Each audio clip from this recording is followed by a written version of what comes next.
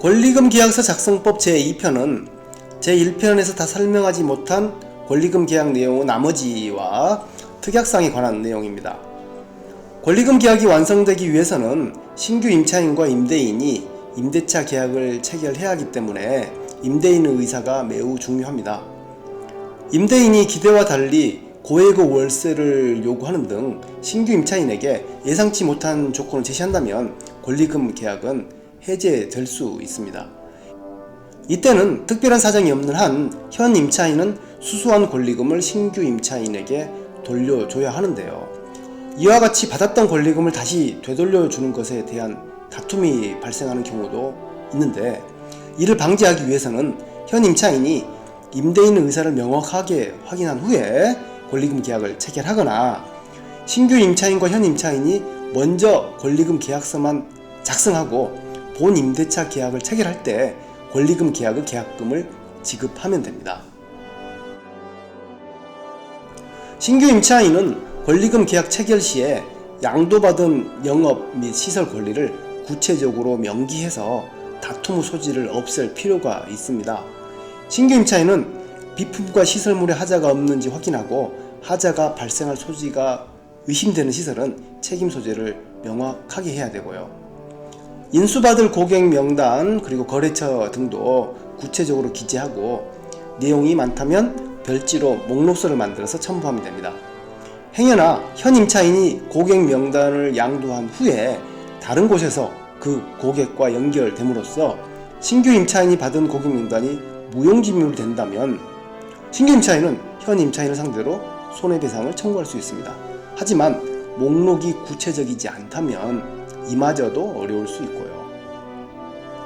계약 내용 중 임대인과 신규 임대차 계약이 체결되지 못한 경우에 권리금 계약은 무효로 하고 임차인은 수수한 권리금을 반환한다 라는 내용은 당연하면서도 매우 중요합니다. 임대인이 과도한 월세 인상 또는 재건축 시 임차물 명도 등 신규 임차인이 수용하기 어려운 조건을 제시해서 본 임대차 계약이 체결되지 못한 경우에는 아무런 조건 없이 권리금 계약을 해지하고 신규 임차인은 계약금을 돌려받아야 합니다. 신규 임차인이 권리금 계약을 체결한 후 변심해서 본 임대차 계약을 차일피일 미룰 수도 있습니다. 이때를 대비해 권리금 계약서에 계약을 불이행하면 해지할 수 있고 계약금에 상당한 위약금을 청구할 수 있다라는 특약이 필요하고요. 계약 내용란은 민법, 상가임대차법 등의 일반적인 내용을 담았고요. 특약사항란은 신규 임차인과 현 임차인 간의 원만한 계약 이행을 위한 특수한 상황을 반영한 내용을 포함합니다. 다음은 필자가 현업에서 공인중개사 사무소를 운영하면서 활용했던 특약사항 몇 가지를 소개하겠습니다. 당사자가 처한 특수한 상황에 따라서 권리금 계약이 완성되지 않더라도 소송을 위해서 권리금 계약서 자체가 필요한 임차인도 있고, 임대인과 협의가 안 된 상태에서 권리금 계약의 계약금을 지급을 꺼리는 양수인, 즉 신규 임차인도 있습니다. 임대인이 임차인의 권리금 회수 기회를 방해해서 임차인에게 손해가 발생했다면 임차인은 임대인에게 손해배상을 청구할 수 있는데요. 이때 필수적으로 필요한 입증 자료 중 하나가 권리금 계약서입니다. 화면에 보이는 특약사항 2항과 같이 본 임대차 계약이 체결되면 권리금 계약의 계약금을 지급한다 라는 취지의 특약과 특약사항 제3항과 같이 임대인이 과도하게 월세 인상을 요구하면 권리금 계약은 무효이다 라는 취지 특약은 신규 임차인과 임대인 간 본 임대차 계약에 대한 구체적인 합의가 없더라도 권리금 계약을 체결하는 데 도움이 됩니다.